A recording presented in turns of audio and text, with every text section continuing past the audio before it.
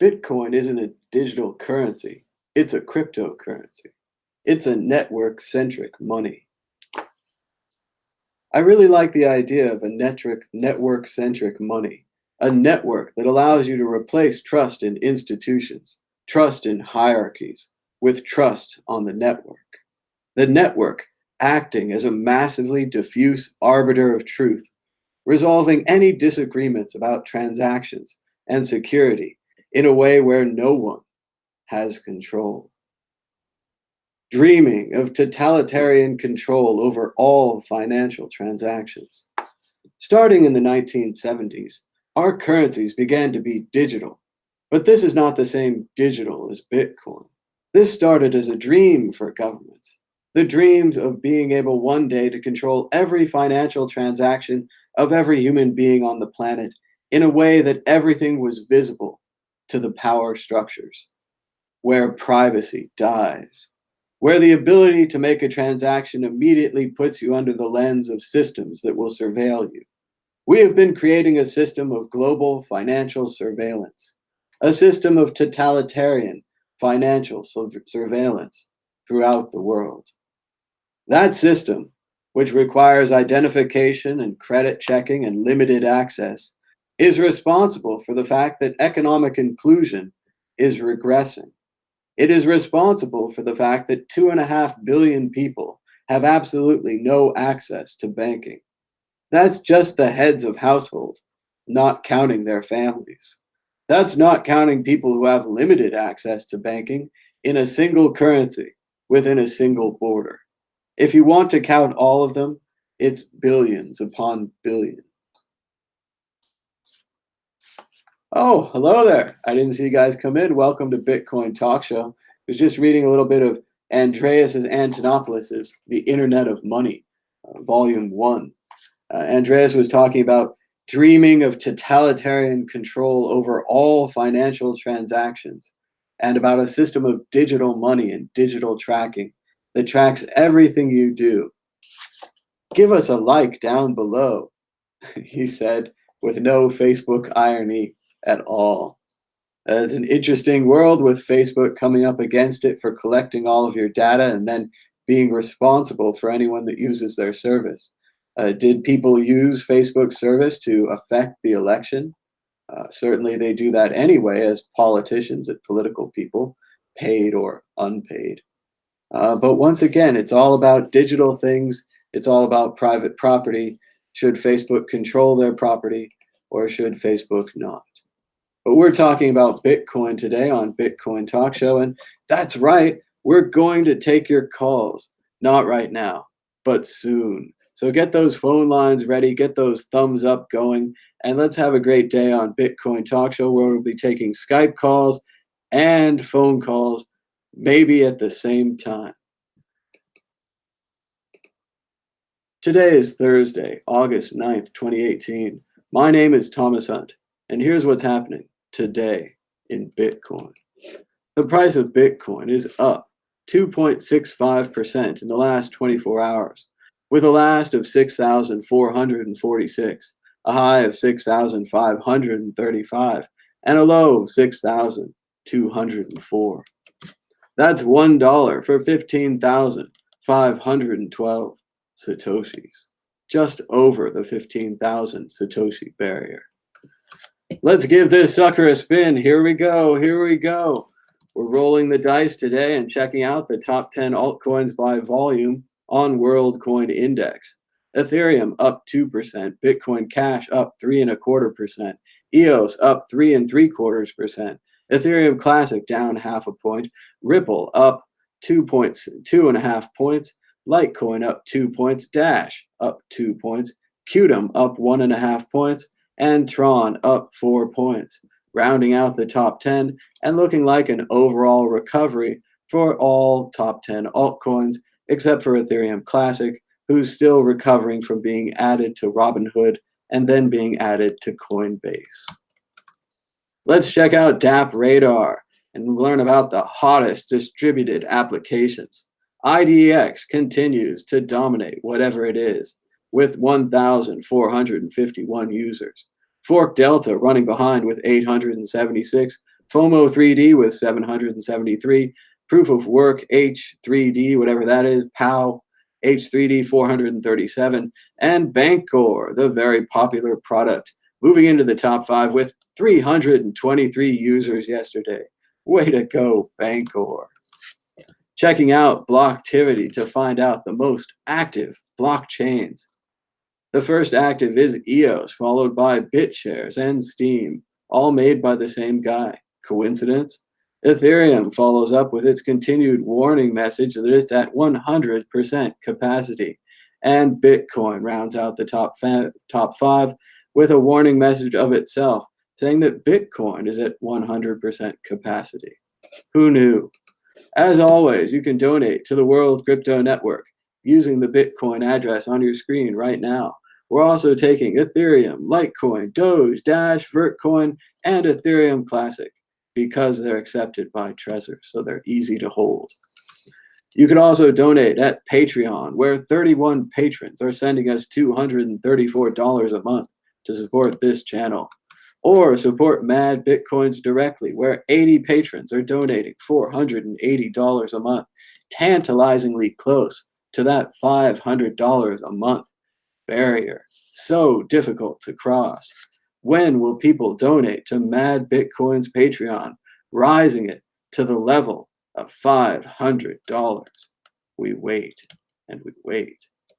We've also got our Tallycoin fundraiser, where we've raised $190 towards our goal of $1 million to spread the word about Bitcoin. You could donate now using the QR code on your screen. And now the Bitcoin news. Bitcoin price looks to defend 6,000 as the sell-off slows. More analysis from CoinDesk and Omkar Godboll. Let's go straight to the view. The bearish momentum in Bitcoin could wane in the next 24 hours, allowing the cryptocurrency to defend the immediate support and psychological resistance of $6,000. It's psychological because it's a round number. They think all the round numbers are magical. Don't tell anyone. A corrective rally cannot be ruled out, but is seen running out of steam around the downward sloping 5-day and 10-day moving averages, currently located at $6,660 and $7,000, respectively. A daily close, though the price of Bitcoin never closes, above the 10-day moving average would weaken the bearish pressure. Acceptance below 6,000 would shift risk in favor of a drop to 5,755, the June lows, and could be followed by a V-shaped recovery to current levels as the indicators are flashing oversold conditions. The author holds no cryptocurrency assets at the time of writing. Sad. Investors are overreacting to Bitcoin news. Crypto hedge fund manager says. Dan Moorhead went on CNBC and touted the great success of the Pantera Capital Fund, returning 10,000 times their returns over the last 5 years or so. Moorhead recommended investors feel optimistic about BACT, the Klingon exchange launched by the Intercontinental Exchange, the owners of the New York Stock Exchange. Who knew they were Klingon? They have also partnered with Microsoft and Starbucks, who presumably have no problems translating and dealing with the fledgling Klingon cryptocurrency company, BACT. Bitcoin mining threatens our existence, academic says, calls for intervention. Finally, somebody is taking Bitcoin seriously. Finally, somebody is listening to what we've been saying, and that this is the infinite jest of our times. This is the funniest moment in human history. Will we destroy everything in order to mine Bitcoin?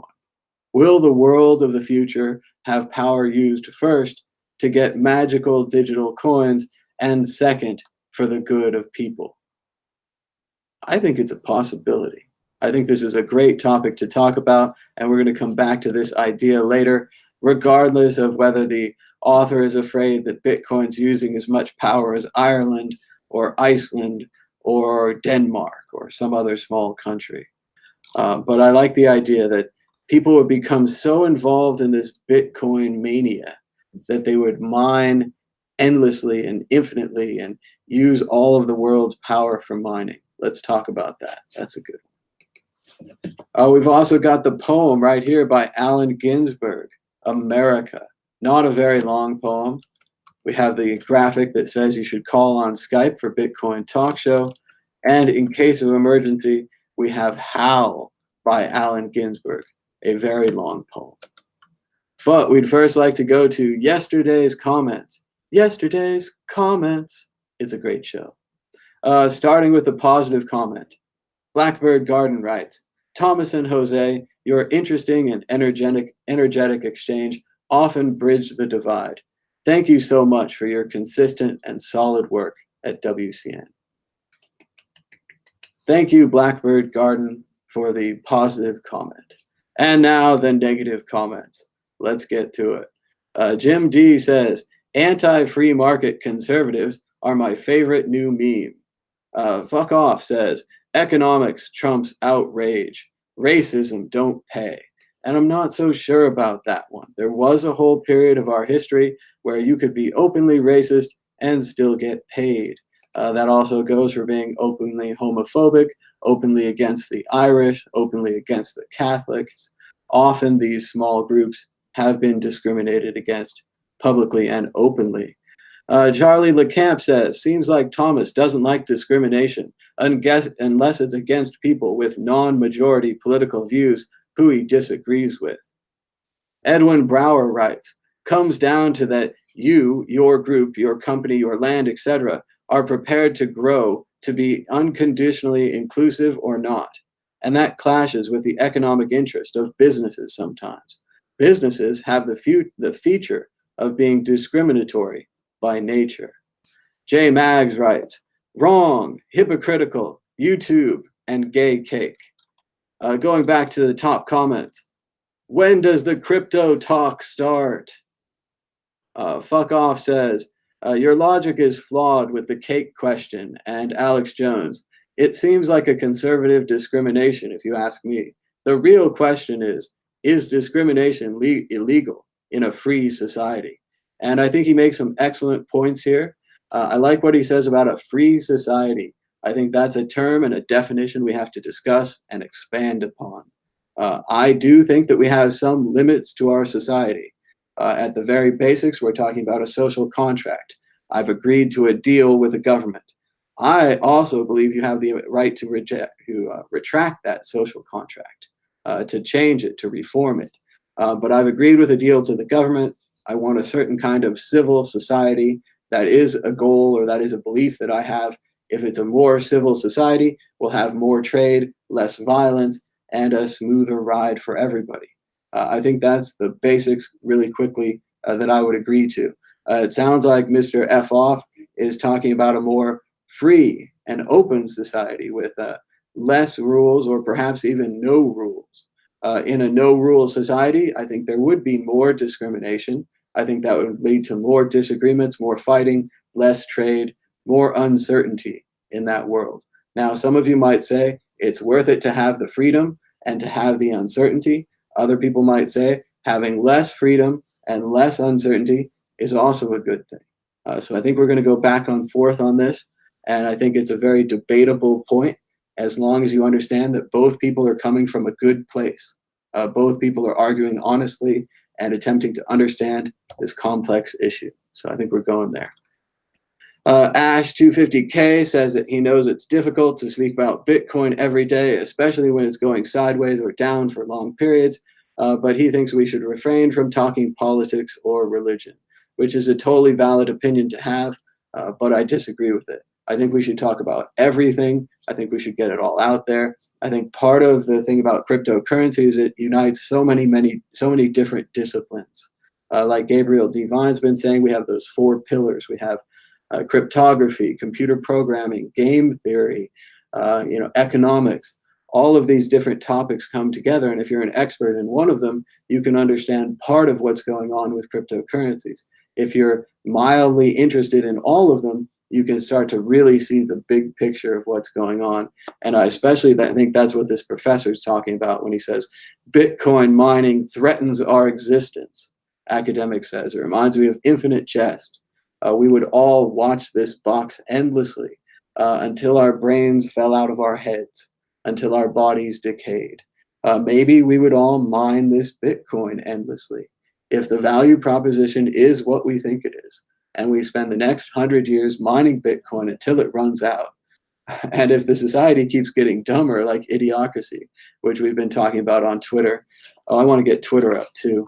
A lot of great stuff on Twitter going on. I also think we're broadcasting 2 shows at one time. So I appreciate the audience for flipping back and forth. And you can check out Andy Hoffman's interview with Ansel Linder. I think that's going out live right now on the World Crypto Network. I was going to try to link to it, but I'm not seeing it here. But FYI, we do have 2 shows at one time. But yeah, I disagree. I think we should talk about politics. We should talk about everything. Let's see. Daryl says, let me get a reply. Oh, I need a full glass of water. I got this glass of water. It's empty already. It's a joke I played on myself.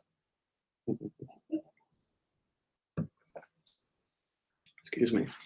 In just the same way that the blockchain, not Bitcoin movement raises red flags in my mind, so does tokenization. All too often, its primary function is to enable vultury, i.e., pre-mined founder enrichment crap, and other rent-seeking behavior. Good point, Daryl. Tokenization is questionable. Whether they're printing securities or so-called useful tokens, the questions and decisions they make when they found their company might not be the best questions and decisions to make once their company is grown. Do they really know they need a utility token? Why do they need 21 million of them? Why do they need more? Why do they need less? It's a lot of questions. Someone agrees with him. He says, the scammers in this space have convinced stupid people that the only way to build a project is by getting an upfront payment of 1 million times more than the project will ever produce. And I agree with this. I'm not so sure about these you have to raise tokens. It seems to me if you could make a good product, something that people could use, something that's easy to use, you could then sell it. But now you just make a token and then you sell it. Plex also argued back on the Alex Jones issue, saying Facebook and YouTube are monopolies. You cannot apply the same rationale to them as you would a bakery. They are monopolies, which are allowed to exist explicitly because they do whatever the government asks. Alex Jones was shut down for political reasons, not because he was talking about gay frogs. His audience and influence is too large, as was proven in the 2016 election. And he tells me to get real. So thanks, Plex, for the comment. Keep it up. And Facebook and YouTube are essentially monopolies. They are not regulated monopolies. So I'm not sure that I could say we should instantly be regulating them. But you do have a point, again, that it is possible that the government doesn't care about regulating these monopolies because they're using them and because they're useful. So that's a fair point as well, and a different way of looking at it. So I'm glad to hear it. And again, please make sure we have a very active live chat, but let's make sure to have comments as well, because it's great to have comments on the video. The way that YouTube can tell that something is a good video is it has likes and comments.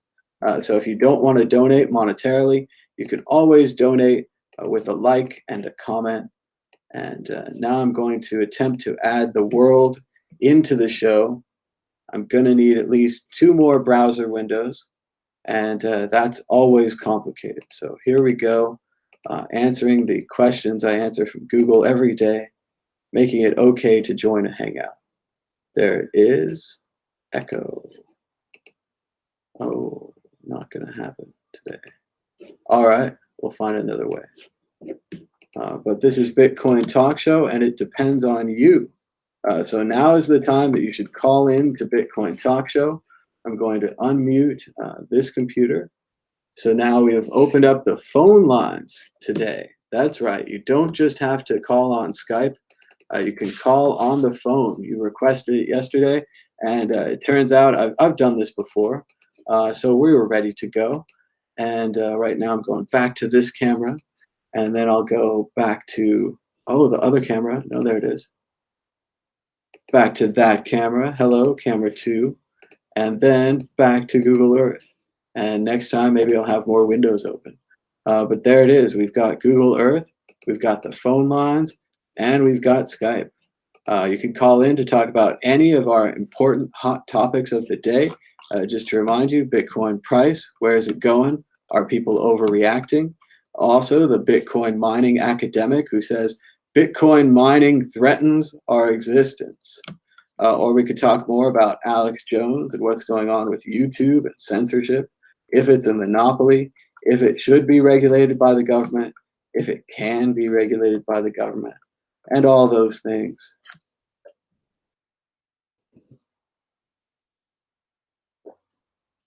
Yep, the second cam is about the newer model. The other cam is last year's best model from Logitech, and this is this year's best model from Logitech, or 6 months ago, or whenever they refreshed their camera line. But we are running 2 shows at one time, so we only have about 79 viewers right now. So it is up to you to call in on Skype or at 518-600-1949 right here on the World Crypto Network Live. Or I'll talk more about what's going on Twitter. And worst case scenario, remember, I will read Allen Ginsberg to you. That's right. It's shouldn't be taken as a threat, because it's not a threat. It is a threat. But looks like there's no callers yet, so we're going to continue to stall. Perhaps people are watching both this show and the Andy Hoffman, Ansel Linder program, and who could blame them? 2 crypto shows at one time. How lucky are we? When I go downstairs after this show, I know I'll have something to watch because there's 2 shows at once. Hello, caller. You're live on the World Crypto Network. What's your name and where are you calling from? Hey, Thomas. This is Randy from Oswego, Illinois. All right. How's it going, Randy? What's on your mind about Bitcoin or anything else today? It's going pretty good. Can you hear me okay, by the way? I'm driving in a van, so. No, it sounds fine. Okay, cool. What was on my mind today? I've actually been wanting to call in for a few days about it. And I was hoping you had an answer. And was trying to think about the best way to word it. And the best way I could figure out is, let's say, hypothetically, Bitcoin's price was $1,000 over the course of 10 weeks, okay? And I dollar cost averaged every week for $100 and obtained 1 Bitcoin. Do I have then, and my Bitcoin's in a wallet, do I have 10 pieces of 10 different Bitcoin, or is it 1 full Bitcoin, or how does that work? All right, I think this is a good question. It all depends on where and how you hold your Bitcoin. So let's say example 1, you have a Bitcoin wallet, something like Airbitz or Green Address, and you are just holding the Bitcoin in the wallet. In this example, I think that you would actually have kind of like having 10 different pieces of Bitcoin, because they would all come from different transactions, and that your wallet doesn't really need to combine them into one transaction. So when you started to spend that money, depending on how much money you spent, is how many fees you'd have to pay to combine those transactions into whatever you're going to pay that Bitcoin for. Alternatively, if you got the money on Coinbase or some other kind of exchange that's holding your money, you don't really have anything, right? You don't have 10 pieces, they have the 10 pieces. And that's why you'll often see, after you send money to an exchange, the very next second or even microsecond, the exchange itself will send that money to another account. And part of being a big exchange like this is managing all of these little pieces of Bitcoin. And some exchanges screw up. I know there was a point where Coinbase had millions of dollars, they said, trapped in these small accounts in these itty bitty amounts. So I think that's how it works, and I think it's a good way to explain it. Does that answer your question? What do you think? Yeah, it does. It's super interesting too. So I appreciate that answer. On the topic of wallets, I just wanted to get your opinion on desktop wallets. Do you think they're any good, or what are your views on desktop wallets? I had tested one out back in December. I think it was called Electrum or something like that, and it Yeah. seemed to work okay. But I was testing it with a small amount of Bitcoin. I think it was a couple bucks worth. I ended up spending like $20 in fees to get it there because I wasn't paying attention. But just wanted Yeah. to on that. Sure. Yeah. I would start with the $20 example. So I would say most every wallet is good for $20. If you want to try out a wallet, send some money around, use it for spending, I think it's fine on the desktop or on your phone. If you really want to store your Bitcoin, you got to go with a hardware wallet like a Trezor or a Ledger. But as far as spending, whether it's on your phone or on your desktop, uh, mostly they're pretty good. I mean, I don't want to go specifics or anything or endorse, but yeah, I mean, Electrum is fine. I think there's a Jax one that sits in the browser. Make sure you write down your private key, your 25 magic words, 24 magic words, whatever it is, because that makes it so you don't have to rely on the wallet. As long as you have that written down, the wallet and the programmers can completely screw up, and you could always, worst case scenario, put that into a different wallet and get your money back. And hopefully it's only $20.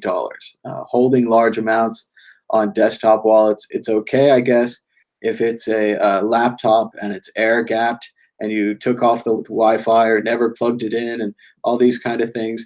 Maybe those are okay, but still, I'd say if you want to save any more than 500 or $1,000 or something, you should get a hardware wallet. That's the way to go. Gotcha. Yeah, that's what I was nervous about. Like, what if my hard drive gets corrupted? Would I still be able to access my Bitcoin? Definitely don't want to lose that. So that answered my question as well. Thanks.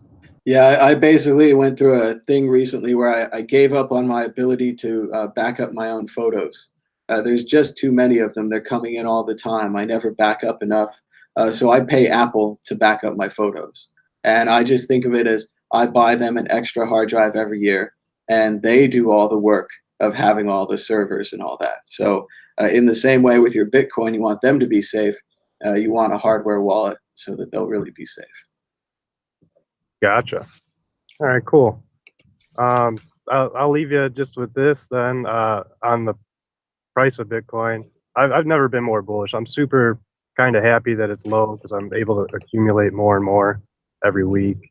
But I still think the price is going to skyrocket. Hopefully, eventually, one day. In it for the long run, and I don't think the technology is going away. So excited, even though it's low, I'm excited. Glad to hear it, Randy. And I know people are always saying they want the price of Bitcoin to go down. They want to buy. They want it to go down. Well, here's your chance, right? Yep, fire sale. Yeah. All right, Thomas, thanks. You have a good day and keep it up. Thanks so much. You too. Thanks for the call, Randy. And you can call us now on Skype, World Crypto Network, or on the phone at 518-600-1949. We're going to keep score at home. Skype versus phone, that's Skype 1, phone nothing. There it is. We are tracking things. And Randy brings up a good point, and I enjoy the basic Bitcoin questions. Sometimes I don't even get them right, but I want to try to explore those. Hello, caller. You're live on the World Crypto Network. What's your name and where are you calling from? Hey, Thomas. This is John calling from Toronto, Canada. Hey, John. How's it going? Good. How are you today? Doing good. What's on your mind about Bitcoin or censorship or anything else we're talking about? Well, I kind of just jumped in, so I'm not sure. I heard the last talk a bit about wallets, and I guess I want to talk about a encounter I just had with someone walking home. I'm just always surprised at how much people know or don't know about the whole space, Bitcoin and everything else. Because the last guy I just spoke to, he seemed to have a pretty good handle on things, but he thought that all of the basically ICOs and Ethereum projects generating a lot of money he's heard about, he thought those were on Bitcoin. So I gave him a quick crash course in Ethereum. But I guess my point is it's always different. Everyone's got their own thing that they've heard, and like it's easy to debunk, and seem to always kind of believe me. Well, if you were in the space before them, that means you must know more, right? Oh, sorry, say again. I said, if you were in the space before them, you must know more than them. And there's that kind of idea, right? Of course, and like I'm trying to be a good educator, as in kind of there's so many topics that the big picture, like your last caller was talking about wallets, and the first thing I did entering this crazy world a couple years ago, is tried to find a multi-coin wallet. That was like my big mission. I think I got in right at the hype of everything, and I wasn't satisfied with like a single coin wallet. So that became a small mission, and I ended up settling on a couple. But I'm definitely waiting for Samurai iOS. But blah blah blah. Keep going. It's a rabbit hole.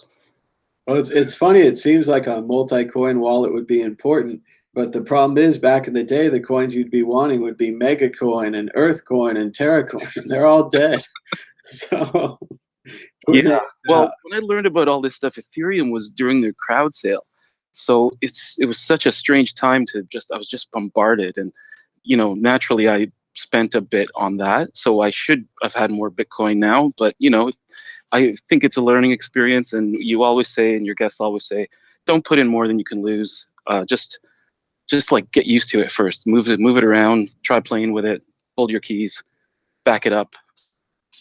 Yeah, just try it out. Like the last caller, basic questions like that are exactly what we need. Nobody really understands how Bitcoin works.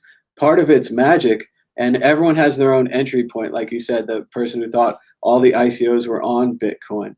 I know we're worried that people are going to be confused that all of these Bitcoin clones are somehow related to Bitcoin or from the same company as Bitcoin. You're just not allowed to do this normally in normal life. If I was going to go out and make a new Rambo movie and call it Rambo Gold, I'm going to get sued, right? Because people are going to think Rambo Gold is obviously from the producers of Rambo. And no, we have Bitcoin Gold, Bitcoin Diamond, Bitcoin Cash, Bitcoin Rhodium, Bitcoin Rodeo, Bitcoin Cowboys, all kinds of Bitcoins. Bitcoin Core Coin, of course. Bitcoin Core, of course. Who could forget BTCC? Obviously, the best copy of Bitcoin. Yeah, but I totally hear you, and it's sometimes I'm not a developer, armchair developer, but I'll go straight to telling them about rootstock, or people trying to run you can run an Ethereum virtual machine on Bitcoin, but why? But it's just some people are really good at holding back and presenting the information. I think it's just it's hard for someone that knows a bit more. It's hard to be teaching is hard. I guess that's my point. Teaching is hard, and you do a great job of it, by the way. And it's funny, most people don't even remember going back. Remember, Vitalik was a Bitcoin developer before he was an Ethereum developer. And that in a lot of ways, Ethereum and the ICOs could have been on Bitcoin. There could have been changes made to Bitcoin, but they refused to have those changes made because the mission of Bitcoin was bigger than the mission of Ethereum. Mm-hmm. Yeah, it's totally different. I wanna leave you with a quick story. Maybe it's a cautionary story for people, but back then when I did invest in one of these ICOs, they had a really strange, convoluted process that I didn't recognize at the time. Of make a new password on this platform, and then download our beta wallet, and then here's the wallet, but you have to move your funds again within this. And looking back, what I didn't realize is that everything is it was on the Ethereum chain, and their wallet was just a shell connecting to it. So when I caught on, I had a problem moving these funds. I wanted to get them off, but they said no, they're in this wallet. It with no one to really teach me except the entire open source community, which thank God for that. Yeah. I eventually figured out that I can just sweep these keys into my Ether wallet and take my tokens out to get rid of them, because I was done with these people. But just as a joke, I wrote tech support and said, like, should I enter my private key into this? Would that help? And they said, yes, you could try that. So the point is, like, you can, people are just trying to get in between you and the chain. and take a cut. Same as everything else. So it was nice to know that I could just go on the chain myself. It was kind of an empowering moment, even though the more I learn, the more I find out I don't know anything. But yeah, thanks so much for your help in educating people, and don't give your F to anyone. Just probably convert most of it back to Bitcoin and hang on. All right. Thanks so much, John, for the call. That's a great story. I think a lot of people can learn about Bitcoin just by trying it out with $20, sending money from here to there, trying to break it, basically, trying to lose your keys, doing all the wallet recovery things. Have you ever entered your words to get your money back? It's something to try. And I think you should try it now while it's only $20 and you can afford to make mistakes, as opposed to if it would be much worse later on. Yeah, definitely. Oh, and one last thing. Any help in the wallet space for these people is great, because again, that was a big challenge at the beginning. There was a great site that ranked the wallets and showed you, which ones are proprietary and which ones are not, and ranking. I forget what it's called. Probably wallet ranking or something. But anyway.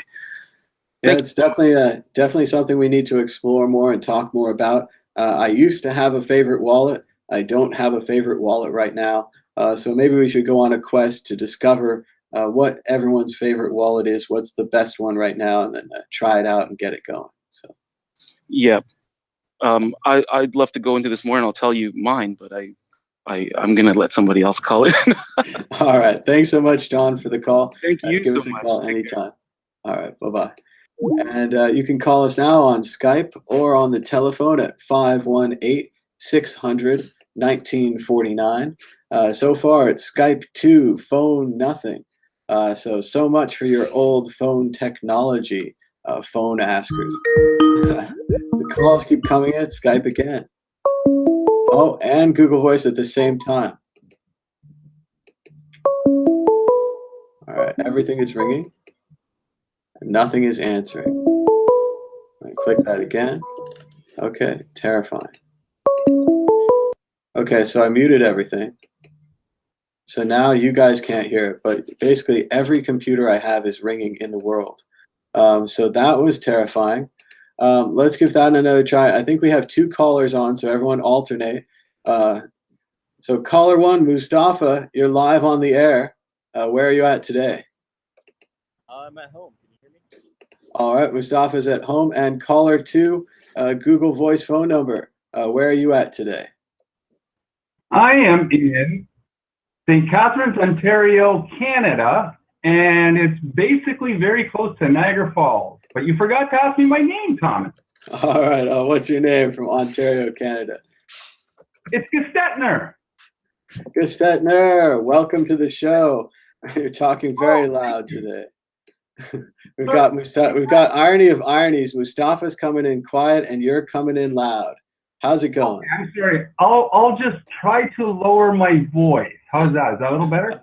Oh, well, I've got the volume control. So what's on your mind about Bitcoin today, all the way from the chat? Well, I just thought I'd let you know that I'm calling basically from across the lake from your last caller in Toronto. So if you zero in on your Google Earth and you go right directly across the lake, it's basically 30 miles or 50 kilometers across from Toronto. So when I go, I'm very close to the lake shore. So when I look across the lake, I can actually see the skyline of Toronto 30 miles across the lake. But you're wondering what's on my mind? Not a whole lot. I just wanted to call in just to let you know that I've been following you since exactly 5 years ago this summer. So July, August of 2013, when I used to follow Mad Bitcoins. So I just love the sign off. Mad Bitcoins. Mad Bitcoins? Mad Bitcoins. And I remember the days when you used to hang out with Vitalik back in San Francisco, when Jason King did his run across the country from Florida over to the Pacific Coast where you were at the time, and yourself and Vitalik and a bunch of people. I believe Connie Galippi was there and a bunch of other people that you knew. back in the day were just hanging out and just waiting for Jason to come up the street, and you got it all basically documented on YouTube. So those were the good old days. Now we're in different times, and people are constantly talking about price. But here on the network, we're here basically to educate people. So it's all about learning. That's what this is. This is a university of crypto right here. Anyways, I could keep talking for minutes and hours on end, just like Blake, but I'll just let you jump in. But you can skip all that and sell your house to Open Door. Good morning, Bitcoins. All right, there we go. I'm queuing the next clip, trying to get that piece with Jason King and Vitalik going, but I have about 4 windows. But thanks so much for watching. 5 years. That's amazing. Yeah. We've been on a long time. You've been around a long time. Yeah, it was funny back in those days. I watched those old videos, and I see all these people, and like you're saying, yeah, it's starting to look like a cast of luminaries. It's pretty amazing to say how many people I know that have been on CNBC. I've met Dan Moorhead, that guy that was just on TV, the guy that's the crypto head from Pantera. I've met him a couple of times. I'm not sure he likes me so much. I was critical of Change Tip. But still, we're all in crypto together. And to see, Roger Ver or who else? The guy Spencer from Blockchain Capital, he's been on a bunch of times. All these people just used to hang out in the old days. They used to just be around the meetups, and Brock Pierce. It used to be a big legend, but not in the way he is now, and in the way that he might be in the future. There's just so much going on in this crypto space. It's amazing. It's only been 5 years, don't you think? Oh, definitely, definitely. I'm just looking at the screen right now, and I noticed that you put the pin of my location basically in the wrong spot. You've got me pegged way, way up in Northern Ontario, but basically, if you look for Niagara Falls, Ontario, you can pin me right about there, because my town is only about 10 miles away from Niagara Falls, Ontario. So if you want to move it down to the Niagara Falls area, that's way down there right now. Oh yeah, that's much closer. Yeah, you got me way up north. You got me probably about good 300-400 miles north of where I am. I don't want them to find you. I don't want it to be perfectly accurate. Yeah, right there, Niagara Falls. There we go. We got you right across the way from John now. Yeah, so basically my hometown is just about north, like right along the lakeshore. If you look north, maybe 10 miles or 15 kilometers or so north of that, right on the lakeshore, right where that yellow line is. If you see that yellow line, there's a canal here, and it's called the Welland Canal. So basically, just for a little geography lesson here for the viewers watching at home, there's a canal that runs from Lake Erie, so one of the 5 Great Lakes, from Lake Erie, the shallowest lake, all the way to where you're pointing exactly now is Lake Ontario. We have a beautiful sunny day here today. Myself, as soon as the show's over, I'll be heading down to the beach. So there's the canal. So you are now highlighting the Welland Canal, and it feeds from Lake Erie over Niagara Falls, and then the water goes into the Niagara River. And by the way, just to let you know, I have floated down the Niagara River as a kid in the early 80s, from 84 to 99 with my cousin and myself. We used to float on rubber tubes, inner tubes, and on rafts down the Niagara River. There's the falls. You're looking at the falls now. So that's basically 10 to maybe 16 kilometers, because we use kilometers here in Canada. I know you guys in the States always say Canada instead of just Canada. But anyways, yeah, I used to float down that Niagara River, starting in a little town called Queenston. And so from Queenston, we would get in the water and we would float all the way down to Niagara-on-the-Lake. So you can find Niagara-on-the-Lake. That's at the mouth of the Niagara River that feeds into Lake Ontario. That's Niagara-on-the-Lake. Well, I'm looking at Niagara Falls right now, and I'm not so impressed. It looks really flat. I don't think there'd be much of a drop-off at all. I think it'd be no problem to go over this. Right. Yeah, Google Earth humor. I was just going to say, yourself and your viewers would just love to come down to Niagara Falls someday. It's like one of the 7 wonders of the world, as everyone knows. We get mostly a lot of tourists from the States, but there's tourists from all over the world that come over there. We'll have to give it a try. Is there much Bitcoin activity in Niagara Falls? Do you guys have a meetup? Not that I know of. I haven't been to any meetups in the area, but what I can tell you is there's a couple of Bitcoin ATMs in the falls. We actually have Bitcoin ATMs in my town called St. Catharines, so it's along the lakeshore there. And you know what? We need more people like myself and yourself to just evangelize out on the streets the exact same way as you're doing. So currently, I don't have a half-decent camera like yourself.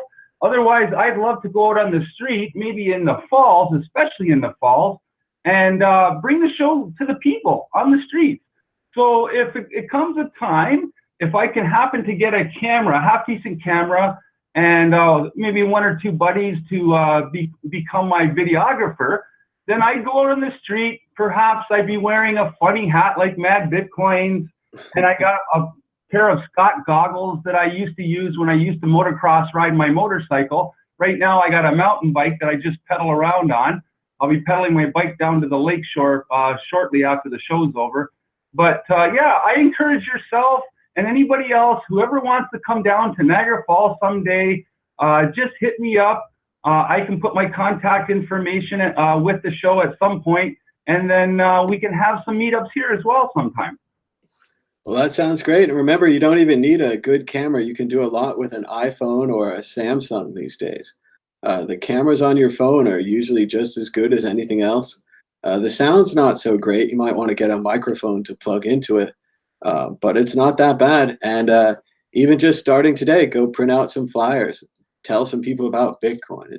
It's not easy, but it's something I think we should do. We should go out there on the street and tell people about it. Yeah, I agree, Thomas. I really do. I mean, we got to put our words into action. That's what it's all about. We can sit in front of our computer screens all day and all night and just talk about this stuff. The only thing is, we're all in a bubble here, because what do we average lately? We're averaging anywhere from 100 to 250 viewers right here. And so we're just in a niche market. We're like way ahead of the curve. We're the early adopters. And we need to bring it out to the streets. We need to bring it out to the people. And you're right. I fully agree 100% on what you're saying. It's just a matter of taking that big leap, taking that, I don't know, that just trying to get out there and put yourself in front of the people and speak what you know, articulate yourself as best as possible. And it all starts, I just want to encourage the listeners now, it all starts with a phone call. This is my first phone call into the network. I tried once before with Skype. It just failed completely, miserably. Now I'm really happy and thankful that Thomas has set up a 10-digit phone number that we can call in. I want to encourage anybody that's in North America. So this includes Canada, USA, and I don't know if Mexico is included in this, but if you yourself have a Google Gmail account, you can go into Google Gmail just as I am right now, and there's a free phone app. And you just dial in 518-600-1949, and you can be speaking to Thomas live on air on WCN, just as I am now. I currently have a cell phone that I use Virgin Mobile as my carrier. It's almost like a burner phone where I only give Virgin Mobile $100 a year to use this phone, and Virgin charges me 35 cents per minute talk time and 20 cents per text. So believe it or not, I don't even have an Android phone or an iPhone that I use. I got an old T9 phone, flip phone from the year 2010, and it still works fine. You have a flip phone? Am I talking to Canada, or am I talking to the past? Is there some kind of time warp? Ooh. You're talking to a time warp. But you know what, Thomas? I also do have an Android phone. I just don't have a SIM card with it. I can use it with Wi-Fi and whatnot, you know, but as far as saving money, see, I'll just give you a quick rundown on my past. I'm currently a kidney transplant patient. So So I was diagnosed with kidney disease way back in November of 1997. And it's a really long story why I contracted it. It had a lot to do with a drug that I was prescribed by a psychiatrist since I was a kid. And it scarred and diseased my kidneys, this drug. So it turned out that I was working full-time, 40-hour-a-week, 8 to 5 job in the rat race in a hydraulics firm, doing sales and doing inventory. It turned out I was diagnosed with this kidney disease, and I was told I had one of two options. I could find a live kidney donor, or I'd have to be almost like sentenced to dialysis. So since I didn't find a live kidney donor, because you have to find a blood match, so usually it's somebody in your family, and the people in my family didn't work out, it was like for health reasons mostly. So I was basically sentenced to 5.5 years of dialysis. So I mean, I'm saying sentence not like it's a prison sentence, but I mean, if you want to think of it that way, you can think positively or negatively. You know, so I had to learn. I went through the 5 stages of grief, so I know exactly what Andreas talked about when he always talks about the stages of grief that the legacy system, bankers, and government are going through. But eventually, for me, the acceptance stage, which is stage 5 in grief, I reached about 1.5 years into dialysis. And so I learned 2 things through dialysis. I learned discipline, and the discipline meant that I needed to be there in dialysis 3 times a week, and it was 5 hours each session. And so 15 hours a week for 5.5 years, I had to spend in the dialysis clinic. And I learned just as much in that 5.5 years, I dare say, as any university student in med school would learn in their 4 or 7 or 8 years that they spend there. So I've learned so much about healthcare. So I've turned my life around as far as healthcare with a healthy diet, with daily exercise. So I know you're going through some health issues, Thomas, and I can sympathize and empathize with what you're going through and some of the other viewers out there. And so I love platforms and shows like this where we can share with one another and we can help each other.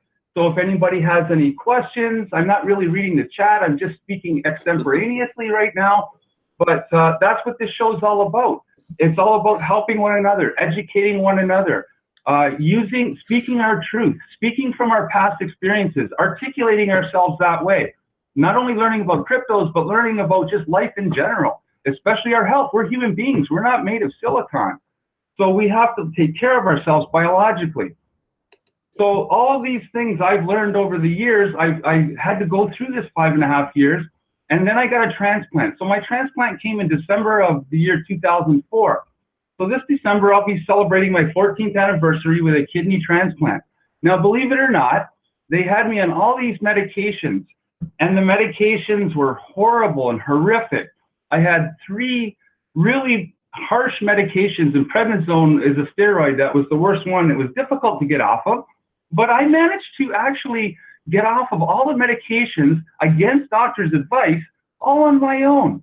And so I learned about the farce of the pharmaceutical industry. I learned about even just doctors themselves. They don't go to school to learn about nutrition and to learn about how to take care of the human body.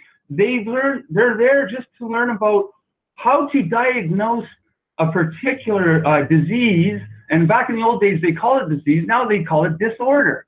So again, it's semantics. They've changed the semantics of, the vocabulary of what we used to use to make things fit the narrative, I suppose. So now we have shows like this where we can basically shape our own narrative. That's what we're doing here. We're shaping our own narrative. So basically, that's what I've learned, is that I learned from experimentation that I could get rid of and eliminate all of these horrible pharmaceuticals out of my body. And here's what I learned. In dialysis, they taught me how to read my own blood work. So I now know how to read my own blood work. And so what happens is now I get my blood taken at the Life Labs blood clinic once a month. And the very next day, I get the results. I don't need to call the doctor. I only see my doctor for 5 minutes once a year so he can just take my blood pressure and say, hey, how's it going? What's the latest? So I've already taught my doctor how to open up a Bitcoin wallet and how to purchase Bitcoin. I've taught my dentist how to do the same thing. So when I speak to people in person, that's what I do. Oh, sorry, are you still there? Yep, we're still here. Thanks so much, Gestat Nur. It's an amazing call. I'm glad to learn that you've learned all these things. I think it is important. I think it's hard to talk about these things, and a lot of people never do. So the fact that we can talk about it here on Bitcoin Talk Show and on the World Crypto Network is a really great thing. And it's definitely interesting. I mean, I think a lot of people, sometimes you get on this medication, you get on that medication, maybe you shouldn't be on it. And for a lot of other people, even just going to the doctor is a big thing, even just going to the dentist. We need to do these checkups. People get this idea that they're invincible and they're just going to go on forever. And like you said, you had a very early experience, 14 years ago. You got very close to the edge there. And I think it gives you a different perspective on how things are. I don't know quite what that's like. I'm still not that worried. But in general, yeah, I think we all need to take better care of ourselves. Exercise and eat right. It's not just a sometimes thing. It needs to be an everyday thing if you want to go for the long haul, right? Yes, correct. I agree. I try to, when I talk to people who want to lose weight or who do have any particular health issues, I try to encourage them that what one person needs to do is just try to eliminate one thing at a time. Unfortunately, it's the commercial industry that helps people make their choices as far as purchasing food or whatever they want to eat or drink. And I say try to eliminate one thing at a time. And I found that the hardest thing to eliminate is probably anything that is sugar-based, anything with sugar in it. So if you could slowly eliminate these sugary foods that you consume or one consumes, and then after that, it's the anything that has high amounts of sodium. So that's what I had to learn to do when I was suffering through kidney disease. And what happens when a person has kidney disease is they tend to retain water. So you start to bloat, your body bloats, and you retain water. So you gain weight. And this has to do with the actual functioning of the kidney, because the functioning of the kidney slowly degrades. It's a disease where there aren't too many signs and symptoms. You just basically need blood tests and a few other different tests. And then you can find out how your kidney is doing. So basically, anybody who may feel that there's a possibility that they're having problems with their kidneys, often what happens is you tend to have high blood pressure and your weight slowly gains. You slowly have weight gain. And so basically what you want to do is you want to eliminate things like that are high in sodium. So that's what I had to do. I eliminated a lot of foods that were high in sodium, processed food. And then I slowly changed over to a fruit and vegetable whole food diet. And I'm not saying I'm vegan, and I'm not saying I'm totally carnivore meat eater. I tend to like the paleo type of a diet. But as far as drinking fluids go, I like to just stick with plain H2O. So I just drink water. That's all I do. I got rid of the colas and all of the sodas, as you Americans call them sodas. We call them pop up here in Canada, but you guys call them sodas. And so I got rid of those many years ago, over 20 years ago. Like when I was diagnosed, it's been 21 years since I knew about it. And then slowly, it took me a couple of years before I slowly started changing my diet. And I realized I started feeling better after I changed it. So like I think that's the way to go. You got to eliminate sugar, just drink water, and avoid the soda. It can be very difficult in our society. I had a soda the other day and I felt bad. It made me feel bad. And still, I felt compelled to order it like it was going to be a good thing. But thanks so much, Gestat Nur, for the call. Give us a call anytime. Everybody's fired up. We are going to show part of that Jason King clip that you mentioned. So get ready for that. Thanks so much for listening. 5 years. It's amazing. And we really appreciate your contributions in the chat as well, where you've been a great moderator for a long time. So thank you so much for calling in. Thanks a lot, Thomas. And just to let everybody know, in my final thought here, or final comment in closing, is in case you're wondering where I got my name from. So my name is from the copy inventor named David Gestetner. So that's how he basically pronounced it, Gestetner. Or you guys can just call me Gestet. And I got this nickname from my cousin way back in the year 1977. We were in the basement of a church where our extended large family would gather for Christmas. And this old church had a Gestetner. And that Gestetner printed out the church bulletins. And I went in there one day and I was playing with it, and my cousin happened to walk in and he just started calling me Gestetner right after that. And so that's where my name came from. Anyways, thanks a lot for indulging me, Thomas, and all the viewers. And I'm sure that I'll call in again some point, and I'll help educate and answer as many questions as possible in the chat. Thanks again, Thomas. Thanks so much, Gestetner. Great story about an old copy machine called a Gestetner after the guy who invented copy machines. Thanks so much for the call. Very fired up. He's been listening for 5 years, and the clip he's talking about, we happen to have it right here. We can play a little bit of it right now. If I move the browser up a little, it's hiding the button. But this is, like he said, this is Jason King of Sean's Outpost completing his Bitcoin run across America. This video was published on June 8th, 2014. That's more than 4 years ago. So let's check it out with Mad Bitcoins here on the World Crypto Network. Bitcoins live from San Francisco. Good morning, Bitcoins. This is Mad Bitcoins live from San Francisco.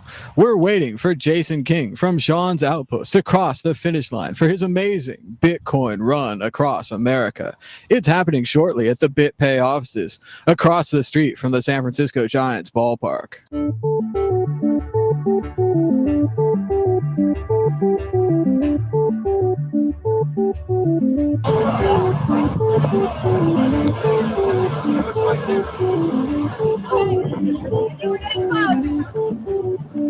We're getting close.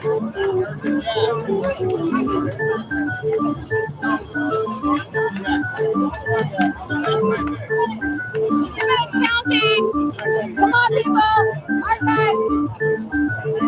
See him? Do you see him? See him? Yeah.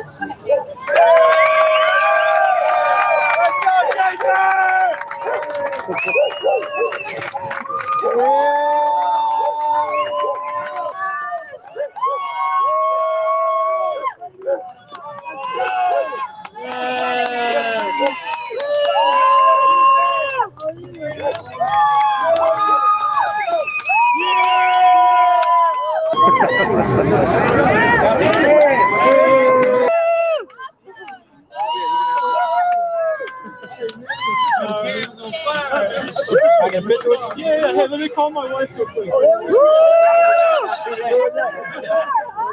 He just ran all the way.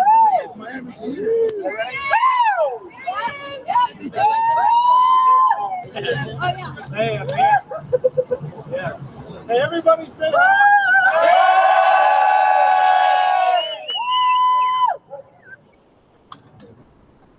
Hey guys, I love you all. See you in 2 days, okay? I'm on. Gotta run back. What's up? Thanks, baby. I'll talk to you in a little while.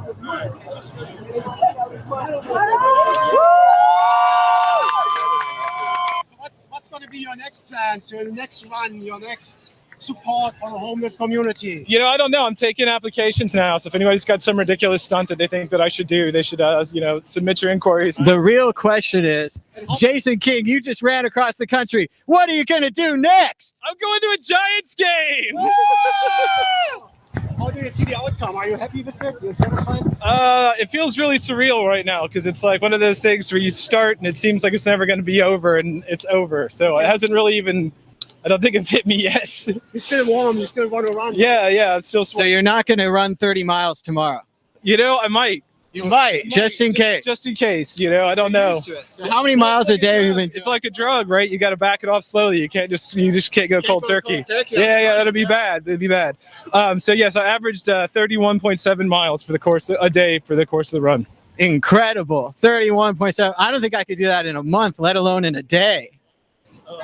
50 kilometers exact. Nice. Yeah, it sounds so much better in metric, man. The run's over 5,000 kilometers, which just sounds way more cool than 3,000 miles, you know. I think the metric system better. Anyway, we lost that damn rover because of the metric system. They did a bad conversion, and it ended up underground because that's where they told it to go.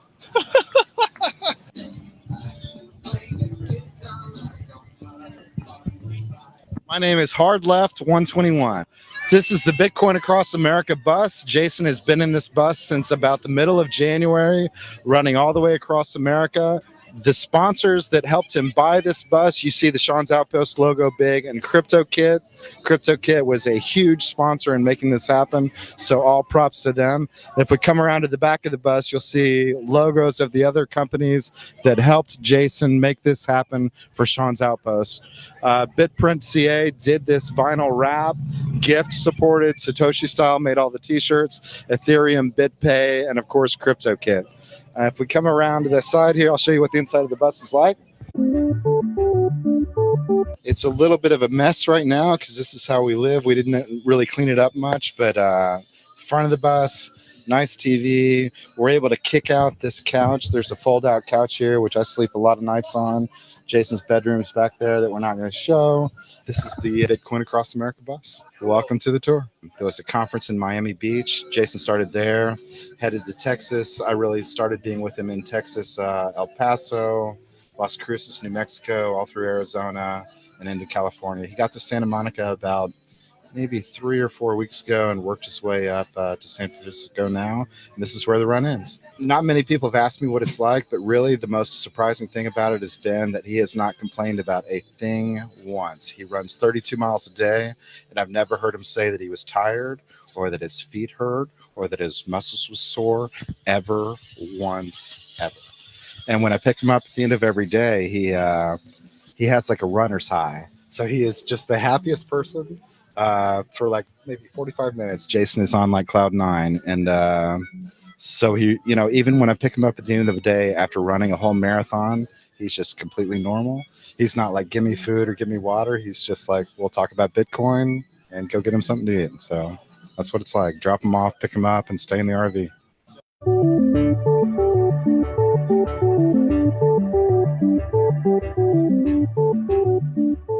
The real question is, Jason King, you just ran across the country. What are you going to do next? You know, I don't know. I'm taking applications now. So if anybody's got some ridiculous stunt that they think that I should do, they should, you know, submit your inquiries.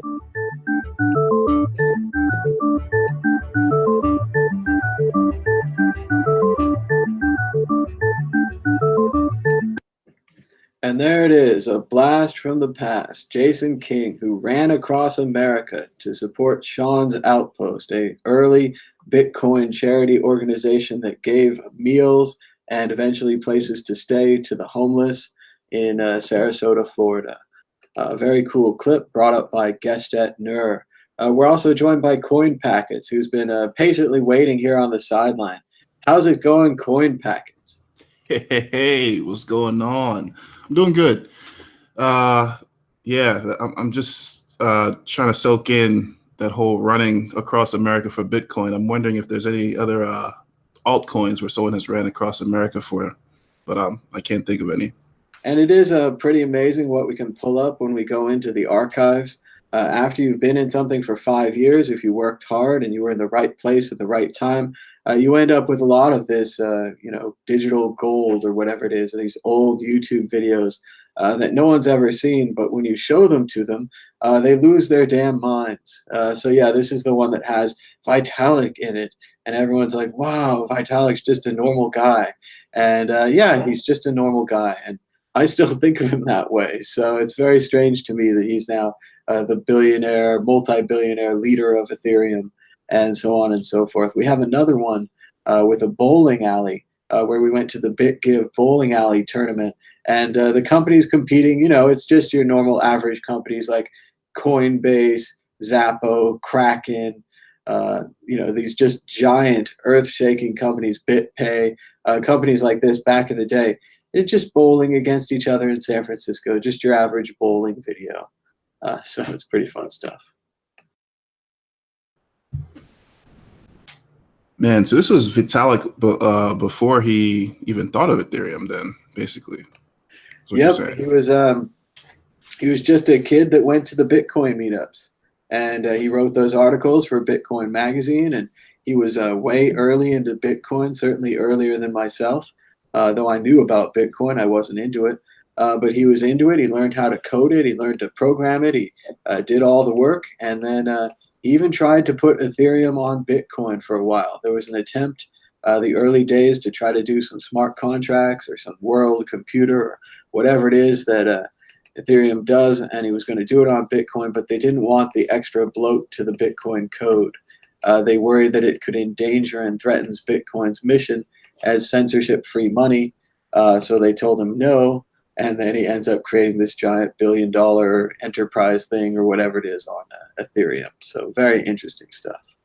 Yeah. Too bad Ethereum took a bit of a nosedive yesterday. It looked bad. I heard it was at 400, 450 or something. It went down to 300, 360, something like that. Yeah, there's a couple of guys that did their ICOs who, before yesterday had like, a couple million, and then today they're pretty down, and they're probably considering downsizing at this point. That's some really game changing losses there. Yeah, and it never made a lot of sense that these ICOs would carry so much of their funds in Ethereum in case something like this happened, which now something like this has happened. But yeah, you'd think they'd want to sell to USD because at least you then could confirm that you're going to get your investors' money's worth. That if they gave you $10 million, you're going to get $10 million worth of value. Yeah. It's dangerous to do otherwise, but they probably thought they were going to get more. So. Yeah, probably the scammers definitely switched over to cash right away because they're not building anything; they're just getting cash. But the guys that are probably trying to actually build stuff and use Ethereum for gas to power things up, and they probably got destroyed. Cash for Bitcoin, cash or Bitcoin. That's the deal. And we're going to go ahead and open up the phone lines again. We're going to try this double call system. I don't have a better plan. Eventually, maybe we'll switch to one or the other. So far, I think it's about 3-1 Skype versus phone calls. But you can call us now at 518-600-1949 or Skype to the World Crypto Network. All one word. No the. But Coin Package, what do you think about today's big Bitcoin news? We've got the sell-off defending 6K. We've got the investors overreacting to the Bitcoin down. And we've got the crazy professor who says Bitcoin mining threatens our entire existence. Which one of those did you find interesting? I love the last one where this professor, there's always a professor that comes out and says, we're going to die, by the hands of Bitcoin or some AI or something like that. That's right. It's always, and it seems like it's the day after tomorrow or Armageddon or something like that, where the guy's running around the offices. My God, I figured it out. People will mine Bitcoin. They'll stop doing what they're doing. All of the world's power will be spent on Bitcoin. And he's just running around like crazy. And maybe he's right. Maybe all of the world's power will be spent on Bitcoin. The price will certainly go up. Yeah, but how does it threaten existence at that point? I think it's an addiction. I think it's also you've seen all the sci-fi movies. There's a bunch of them where obviously they have lots of food and obviously they have lots of power, but they won't give it to some little poor person, right? In the same way, they could mine Bitcoin instead of feeding people. So we could burn all the crops, get more energy, use that energy to mine Bitcoin. If the price of Bitcoin keeps going up and if the adoption keeps going up, everyone everywhere in the world would stop doing whatever they're doing and get into Bitcoin mining. And I think that's what he's talking about, because you just have to, multiply things. You just have to go, just keep multiplying and then freak out. That's what they do. Yeah, like everyone would stop, wasting energy printing paper money, and they'll think about, mining Bitcoin instead. That makes sense. Well, they'll forget about everything. I see it as a mania. Like in this book, Infinite Jest, there's this movie that's so good if I showed this movie to you, you would stop doing everything in your life and watch this movie over and over again until you died. That's how good this movie is. And again, he's talking about addiction here. He's talking about the main characters in the book. There's a drug and alcohol rehab center. There's a young children's tennis academy. And then there's some Canadian wheelchair assassins. That part doesn't really make any sense. But the first two parts are all about addiction, right? I'd say maybe the wheelchair assassins are addicted to revenge, and they're a little crazy, a little nutty. But yeah, this film is so bad. In a normal society, I could say to you, don't watch this film. Like I say to you, don't use heroin or something like that. And generally that works out, but sometimes, like there's a guy in the hospital on Twitter. I don't know him well or anything, but it's a bummer. He's having to use morphine. He must be in serious pain. So in that same way, maybe they'd show you Infinite Jest if you were in serious pain, but otherwise, I could just count on you not to watch this movie.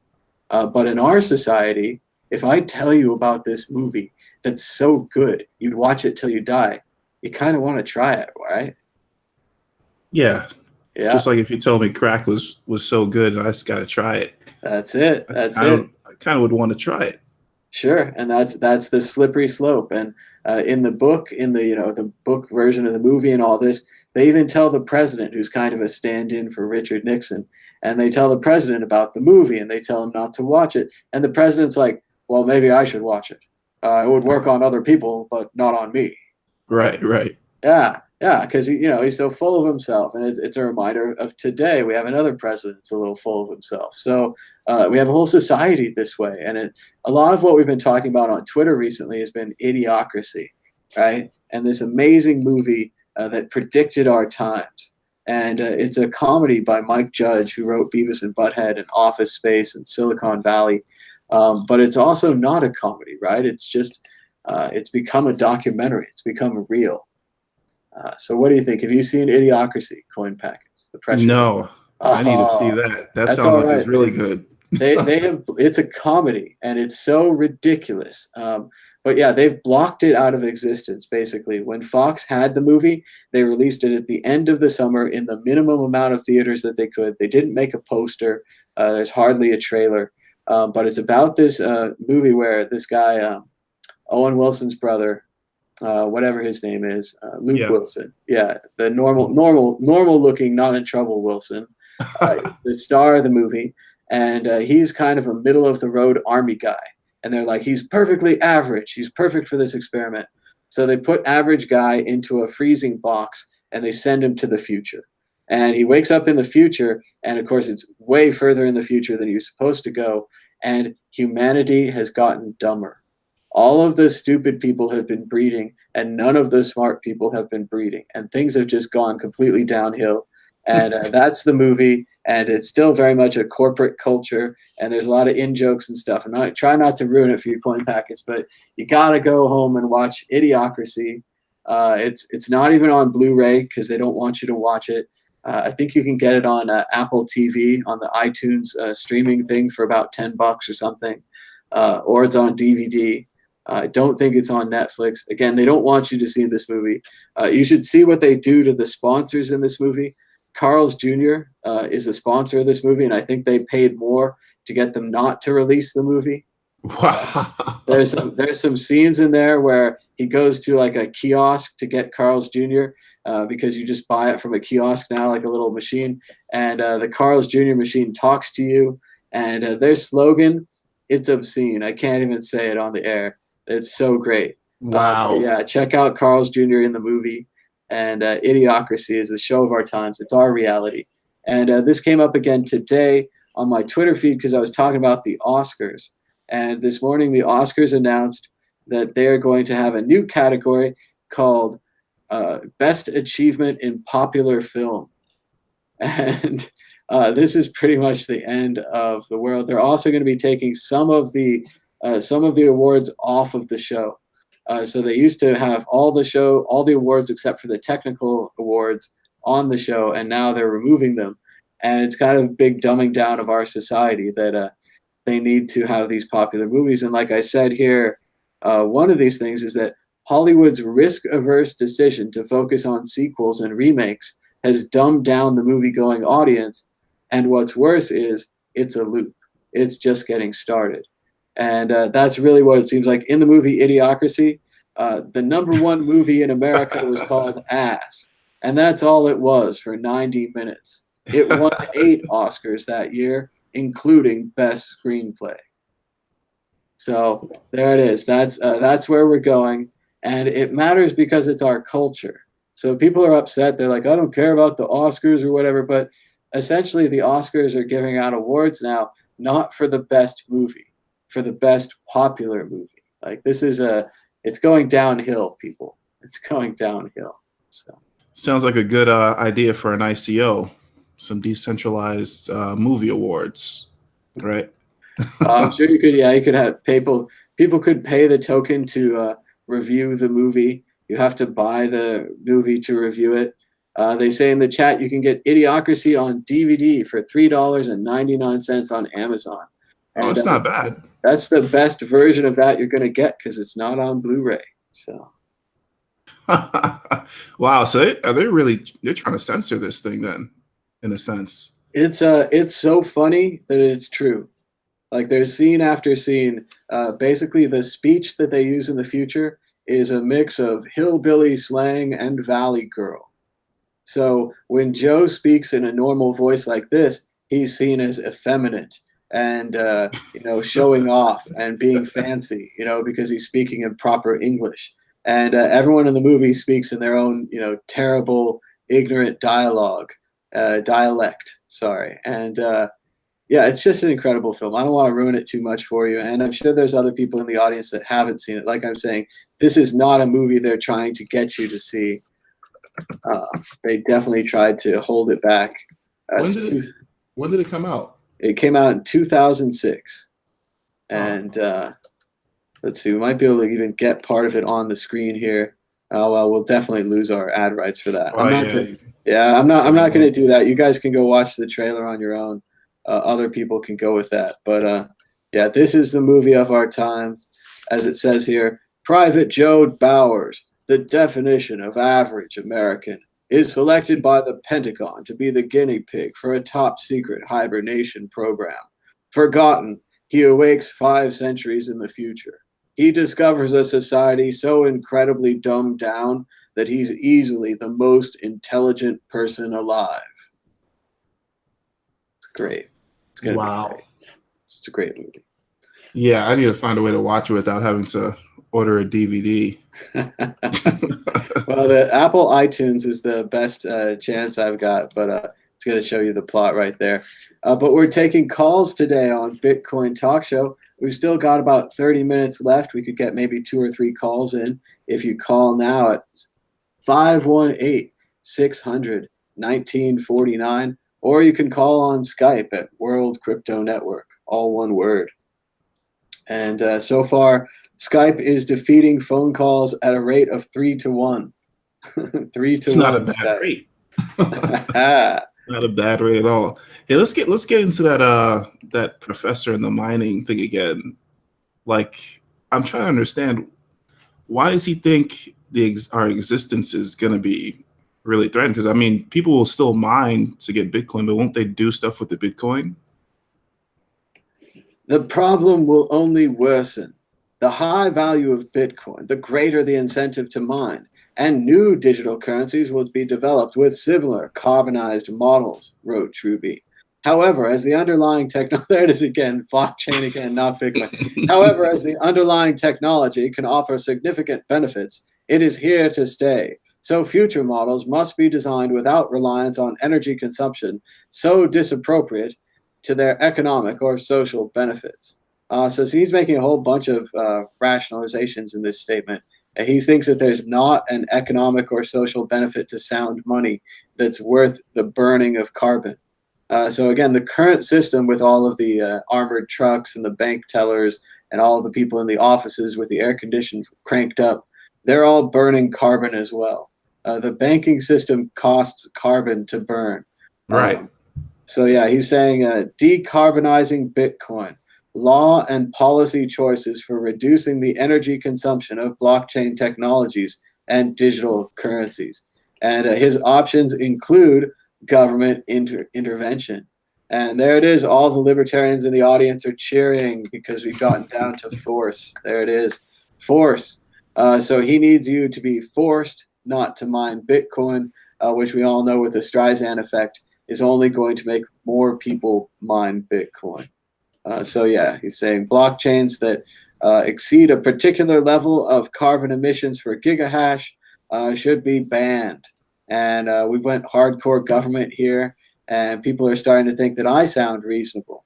They're like, compared to this guy, Thomas is hardly a statist at all. So here we go. That is funny. Yep, Wow. he wants to restrict the devices used in Bitcoin mining. Again, this is just a huge, he wants to do it through taxes, value add. He doesn't want to go home to home taking your Bitcoin miners yet. Yeah, it's always bad when you start getting into rationing and restrictions. That's not good for overall growth. I love how all of global warming and all of the problems of pollution and other things have now been put upon software developers. It was you the whole time, software developers. You made that dirty software that made those computers run all the time, putting us into the goose that ate the golden egg. And we just keep making more golden eggs. So yeah, he's from Qatar University, where it must be easy to assume government intervention will be the go-to solution. It's like if you have a hammer, everything looks like a nail. Let's see. The market could also allow the market to rectify this situation by letting electricity prices shape the behavior of the Bitcoin mining sector. So that seems more like what we're going to do, right? We're going to see what happens with electricity prices. And if you can mine Bitcoin and make a profit, you're going to do it. Otherwise, I don't think so. So I mean, right now, though, to print money, like through in the United States, isn't it more costly and more environmental? Doesn't it cause more environmental harm than it does to mine Bitcoin? Sure. Yeah. None of these ever take into account printing paper money, having armored trucks, armored cars, bank vaults, ATM machines, tellers, people in offices, all of the overhead, all of the bureaucrats. Because remember, Bitcoin, you can't change the rules. All these other things you talk about changing the rules, you have commissions to change the rules, you have quarterly and annual meetings where you discuss changing the rules. But here at Bitcoin, you just can't change the rules. So it really does change the whole kind of system. And there's no bureaucracy, there's no overhead. In a fair head-to-head decision, I think it's pretty obvious that the banks and the dollar and the old system use more carbon than the Bitcoin system, even with his proposed out-of-control mining graph, which I also don't believe in, because new chips will come along, new techniques will come along. Their system always assumes things will keep doubling forever, and that's a horrible idea. So Thomas, I'm gonna ask you a meta question here. So let's say Bitcoin mining and Bitcoin just takes over, right? No more fiat currencies or whatever. And it's getting to a point where the current state of the planet just cannot support, any further growth of mining Bitcoin just from electrical limits. What do you think the solution is there? We're going to have to mine Bitcoin in space. Okay. I think we should just keep mining it. I mean, I'm pretty much like, I'm a technological future guy. So I think that the technology will solve the problem. So I think that, yeah, we can get solar mining going on in space. We can build spaceships, and that the reason we'll go on the spaceship is so we can check the miners and make sure they're running. So once again, it's the technicians that rule the world, and the technicians that get to go on adventures to space to fix the Bitcoin mines. So yeah, I think it's a reorganization of society. It's a creative destruction, right? Things are going to be creative, but things are going to be destroyed. The old system is going to be swept out to sea, and the new system is going to be radically different. And that's why I warn people where it's fun to say Bitcoin eliminates all war because we won't be able to buy weapons and just print money for that. But it also eliminates all disaster relief. because we can't just print money for that. It eliminates all road construction because we can't just print money for that. If you want to buy something in the Bitcoin system, you have to actually pay for it with money. And this is a wholly new idea to our current economic system. Even normal people like myself can use credit to buy things that I don't have the money for. And eventually, the theory is that somehow, some way, I'll get the money. It's not a great bet. I have no idea how I paid off my credit cards. If it wasn't for the magic of Bitcoin, I never would have gotten out of that debt. And I'm just a normal person running up crazy bills in San Francisco. I can't imagine what a family would do, or what people with actual problems, like our last caller, guest Nur, with the medical problems and all these other things. You can run up some massive debt out there. And again, that's all money that you don't have. So we just need to think about this Bitcoin future. And again, it doesn't matter if you want it or not. This is not an optional future to me. This is a future that's happening. We're on train tracks heading to this thing. And along the way, we saw the internet come up. We saw internet email kill snail mail. We saw the MP3 kill the music industry. We saw streaming video kill and completely change the movie industry. So much now that even movie theaters are trying to compete with streaming services, offering us plans like Movie Pass or AMC Stubs, where you subscribe to the theater. And this way the theater gets a little bit of money every month. And it's a little terrifying to realize that a big industry like movie theaters, or a completely non-existent industry like video rental, both of which I worked in previously, don't exist at all, and are now on the same subscription-based model as my Patreon account. This right here is no different than what the movie theaters are doing. Subscribe to Mad Bitcoins at $10 a month. Get a Movie Pass for $10 a month. Get a Hulu Pass for $10 a month. Get Apple TV or YouTube Premium, Netflix. All these things are streaming subscription services. The world seems to be subscription-based. Maybe we should subscribe. Well, subscribing to Bitcoin is also the way with dollar cost averaging. That's the way to go. But it's getting very strange out there. What do you think?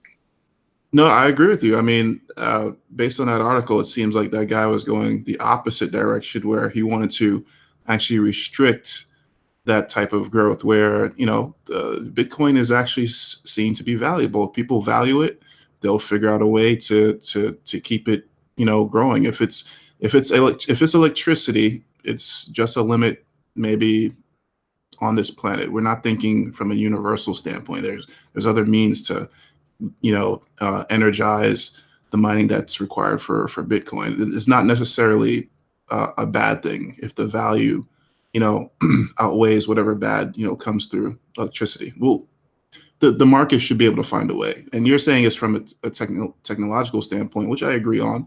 And it could be other factors as well. I mean, so. I also think we'll get a serious reduction when we stop having banks.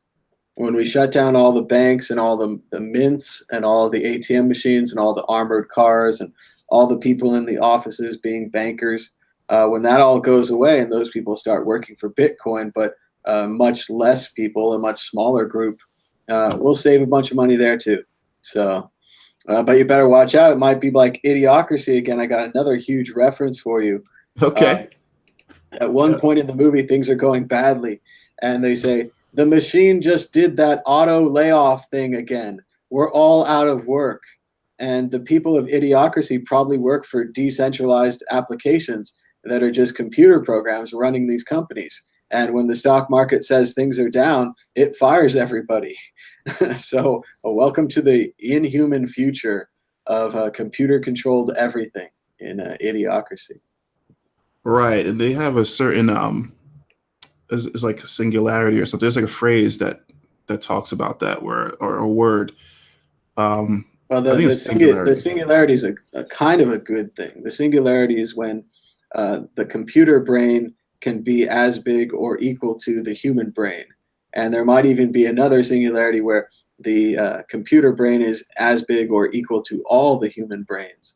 And mainly what they're talking about is they want to live forever as brains inside of boxes. And they think they might be able to do that at that point. So that's mainly what they talk about with the singularity. It's just artificial intelligence, Yeah, because in that case, then there's going to be a conflict in terms of, okay, who works for who? If you're thinking if you're thinking about it in that standpoint, like, do we work for machines or do machines work for us? Well, that's what the Matrix is about. Do the machines love us? Do they need us? Are we batteries? Are we valuable batteries? I don't know. I think kind of goes back to what Vonnegut said in that book, where he said, this human being kept God entertained. And in the same way, the computers are boring. The computers need us. We're entertaining. We're unique and different. We break things in new and chaotic ways. And I think the computers have an interest in keeping us around. The problem is, if they make an early mistake and they wipe us out, then I'm not sure they can bring us back. But then again, I've seen Jurassic World too. So I've seen the face of horror and true nightmare. So who knows? They'll always make another sequel to that movie. Maybe there'll be more people after that too. That's always a dark area to think about, because right now we're playing the roles of gods over, you know, these programs and things that we create, you know, Bitcoin and all that stuff. But eventually there's going to be a time where these, you know, artificial intelligence will actually start developing emotions and things like that, where there might not be a need for us. So how do we keep our value in that sense? We have to be like Morty. We're something that they need. We block out the Rick waves with our Morty waves. But yeah, I think it's mainly as a court gesture, as something that's entertaining for the machine, something that they can't get. But it's going to take a very smart machine to value that and to know to value that. They might make the mistake and throw humanity out with the bathwater. So. Yeah, so that's what I thought this guy was writing about when I first saw the title, but he was writing about some complete nonsense. So that's great. But still, it's always good to talk about science fiction and Rick and Morty and all these things and idiocracy.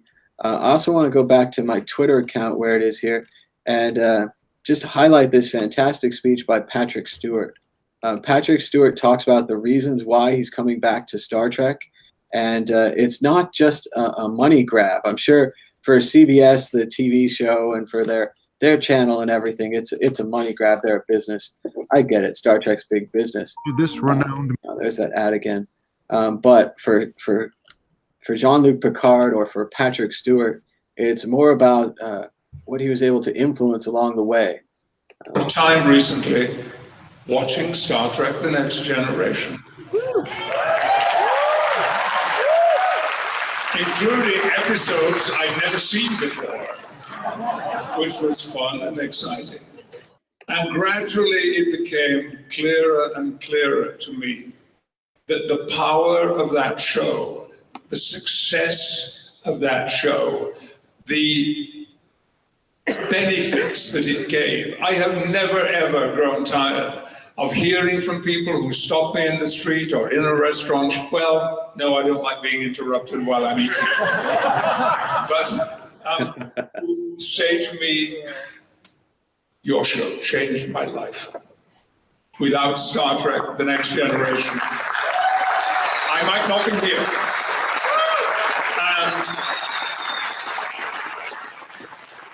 And I always respond to those letters, to those notes, and to those words when I hear them in the street. My personal favorite, which makes me very emotional, came from a detective sergeant with the Las Vegas Police Department. He wrote to me about his life and his work, and towards the end he said, you know, there are days, I love my job, but there are days when I go home that what I have seen, what I have experienced, the cruelty, the barbarity, the viciousness, the nastiness of what I've experienced makes me despair for the future of our society and the world. But when I feel like that, I go to my video shelf and I take down Star Trek: The Next Generation, and I know we're gonna have a future.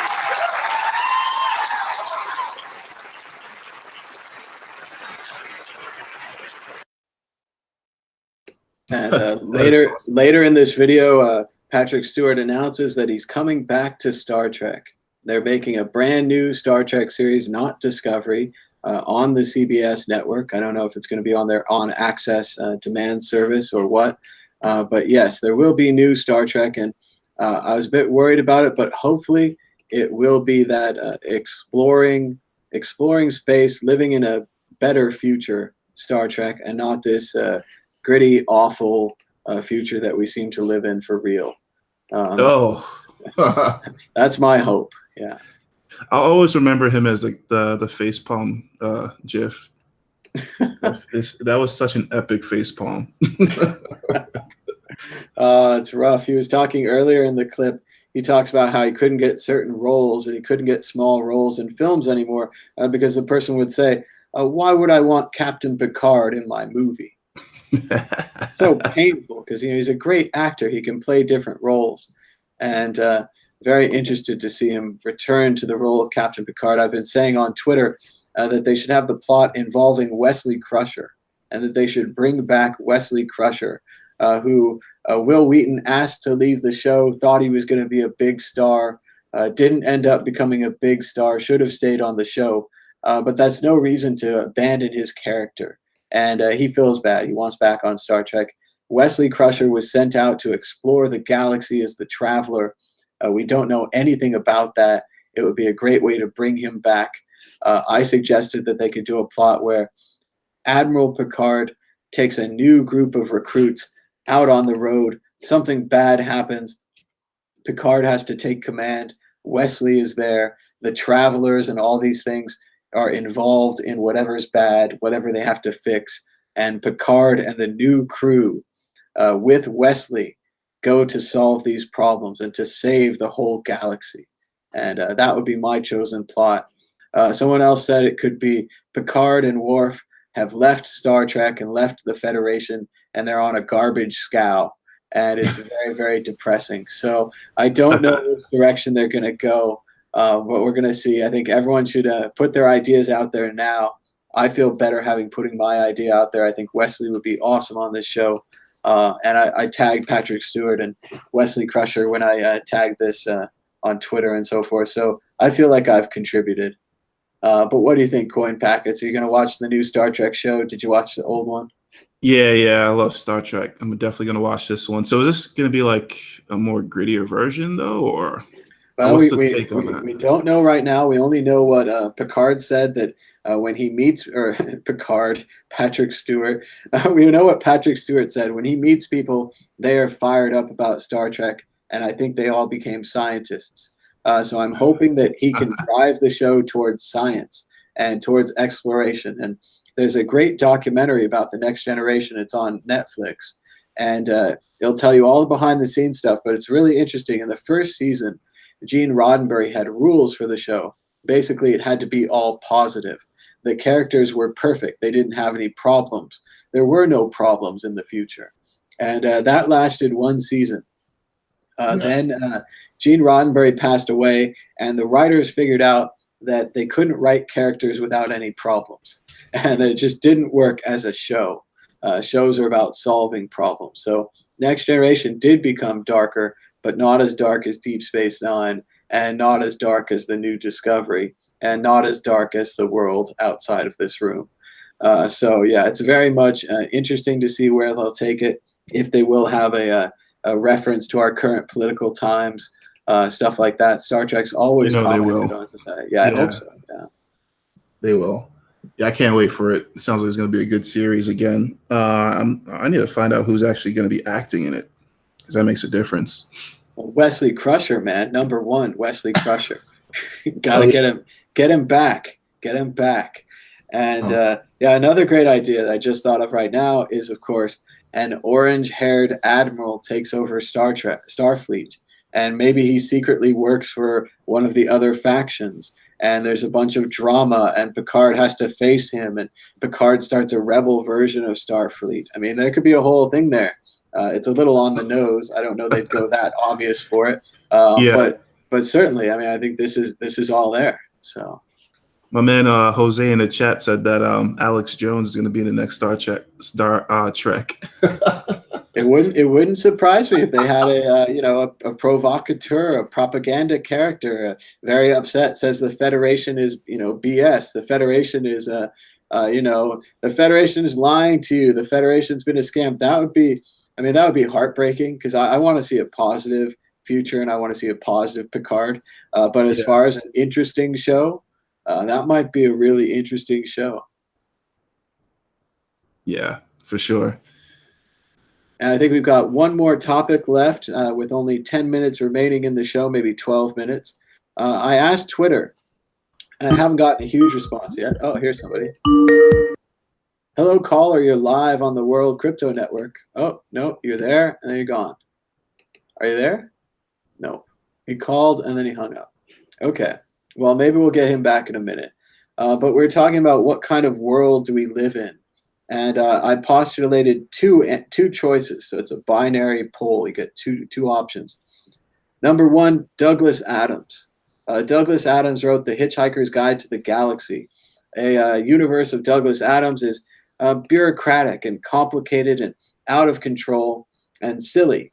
It's not really anyone's fault. There's layers of bureaucracy. It's the way things have always been done. We just can't seem to fix the thing, And it's funny and it's light. The other option is a world of Philip K. Dick, where no one can be trusted and everyone has alternative motives and the entire world can just be flipped over in an instant. Nothing is stable or secure. And I had a little bit more on the thread where I talked about, are we on the Titanic going down laughing, or are we on the Titanic and somebody blew it up from the inside? Is it just a matter of incompetence and bureaucracy, or is it deeply held secrets and character flaws, the inability to trust? Why do we fail to make a better world? And so far, people have said overwhelmingly 65% that we are in the dark world. We are in the Philip K. Dick world where everything is not as it seems, and people have different motives. 35% of people have said we're in the Douglas Adams world, where everything's kind of light and comical. And sure, there's a huge bureaucracy and you can't get anything done, but it's always been this way and things always go okay, right? Things are okay. What do you think, Coin Packets? Douglas Adams or Philip K. Dick?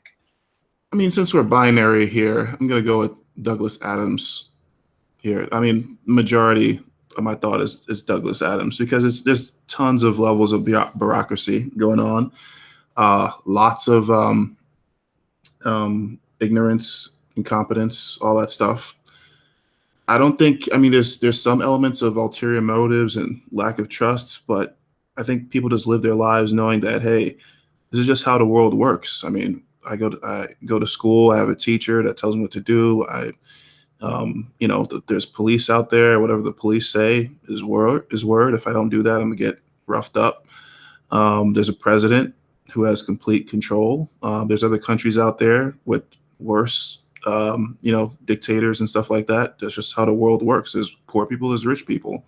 You have a slim chance to be rich. You have a large chance to be poor. An easy shot to be poor. And I think people just have that cemented, like that's just how it is. And there's a lot of religion out these days. So like Christianity, if you're involved in that stuff, like it's even more Douglas Adams. And I think those are the choices that we have. We either look at the bureaucracy and look at the craziness and we shrug our shoulders and we laugh about it and we try to get through it, or we throw up our hands and we get very angry and upset and we say that there's all some grand design and everything has been worked against us and it's so difficult and everything's so dangerous. You can't trust anyone. You can't work together. Whereas I hope we're in the Douglas Adams world. You can be kind of happy-go-lucky and you can work together with people and improve your position. But I definitely agree with you. It's easy to be poor. It's hard to be rich. There are many things outside of our control as individual people that we look at and maybe we want to change. And we have these options and we just have to see what kind of future it's going to be. And other people are saying maybe it's a Vonnegut future. Maybe it's a Tom Clancy future. I used to read a lot of Tom Clancy books. I never thought it would come up so much on the news. All the Russian interference and this kind of thing. That was an 80s topic. I read those books in the 90s and the 80s, back when you know, spies and Russia, the Cold War, all those kind of things were still big sellers. It's Wow. funny to see them come back, huh? Yeah, that's interesting. I haven't read any Tom Clancy books, but I played some of the games, and yeah, it makes sense. Yeah, they're funny books because they're so damn long. They're each like 1,000 pages long, and part of it when I was reading them is I always think about how Clancy is setting up all of the different characters. And there's this person here in this part of the world, this person there, and that person there, and they're all arranged all over the world. And then I know if I stick through, if I read the book and I keep going, that Clancy will bring them all together, and that these characters from disparate parts of the world will have some reason to come together, and they'll meet up and they'll join a team, or they'll kill each other, or something will happen. I just thought he was a great master of the chessboard. He sets up his pieces and his characters really well. I'm not sure if anyone reads him anymore. I know he used to be very popular, like John Grisham, like the lawyer guy, or the Michael Crichton. You know, you'd read one of those three popular novels would be what people are into. But yeah, it's some interesting stuff, and they're making a new Jack Ryan series on Amazon. It's got that guy from The Office in it, Jim Krasinski. Maybe that'll be good. I thought the movies were all right, the Jack Ryan movies so far. There's been quite a lot now. Yeah. I think when the Tom Clancy books were really taking off, I was probably like just becoming a teenager. So I would see the books in the bookstore, and they were pretty thick, and the words were so small. And I would be like, yeah, I'm not taking a whole week to read these books. But now I might actually have to pick one up and try it out, now that you mentioned it. Well, I always appreciated the challenge that a large book brings. I like a large book, but I don't like a series. Someone says, oh, you've got to read 9 books to get through this. I feel it as a slog. But if there's one book and it's just really long, at least it has an end. So, but then of course he started kind of connecting the books, and the same character goes through all of them, and some of the other characters come back. So it really is like a big soap opera if you start from the beginning. So yeah, eventually I read them all, but I don't know. Hunt for Red October is a nice book, but it's also a good movie. Maybe I think, did they make one? He had a really good one with the Clark. I can't remember the name. It's not Without Remorse. But it's something like that. I don't have to look it up now. Yeah, not sure. But yeah, there's one that focuses not on, I guess it was Without Remorse. But yeah, it focuses not on the Jack Ryan character, but focuses more on the Clark character, who is kind of the Navy SEAL kind of hitter. He's a hardcore character. Yeah, here it is, The Origin Story of John Clark. One of the recurring characters. I like this one. I don't think it's a movie yet. So I would check that one out. Because he's just, you know, real badass Navy SEAL type character. Whereas John Ryan, or John Patrick Ryan, whatever, the main character is a historian. He has a history degree, and he is in the CIA. And he's supposed to be at his desk doing work. But much like Indiana Jones, he's always out on the road, getting in trouble, getting involved in actual spying and spycraft and all of these kind of things. But it's a fun book series and a decent movie series. Yeah, sounds good. I might have to pick that up and start reading. All right, so we've got Idiocracy, Tom Clancy. We're keeping you busy today, coin packets. Yeah. I think we're going to head towards the end of the show. We talked about a lot of stuff today. Let's check. The price of Bitcoin still had a slight upward draft, a little bit of recovery. It looks like it might have topped out at 6,530, returning to 6,498, 3% gain on the day. That's pretty decent. We're looking at the altcoins. We gave this sucker a spin, and it actually turned out all right. They're all up a little bit. They're probably down from where they were before, but they're up a little bit. So good on you, altcoins. We checked out some other stuff. Let's go over the news one more time. Bitcoin price looks to defend 6K as the sell-off slows. That sounds good to me. Dan Moorhead of Pantera Capital warned us that we're overreacting to Bitcoin news. And I was just listening to Andy Hoffman's blog here, the crypto audio blog right here on the World Crypto Network. And Andy was saying how the Bitcoin market now only seems to react to bad news. Bad news makes the market go down. Good news does nothing. I've noticed that too. It's annoying. I'm getting tired of it.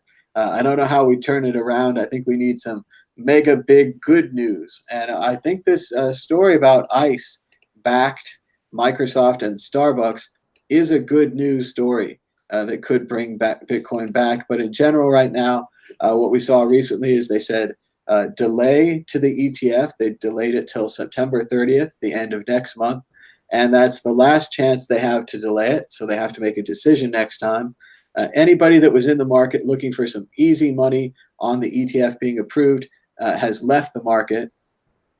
All those people leaving triggered a bunch of these stops and lines that the traders have to follow. So they all had to pull out their money.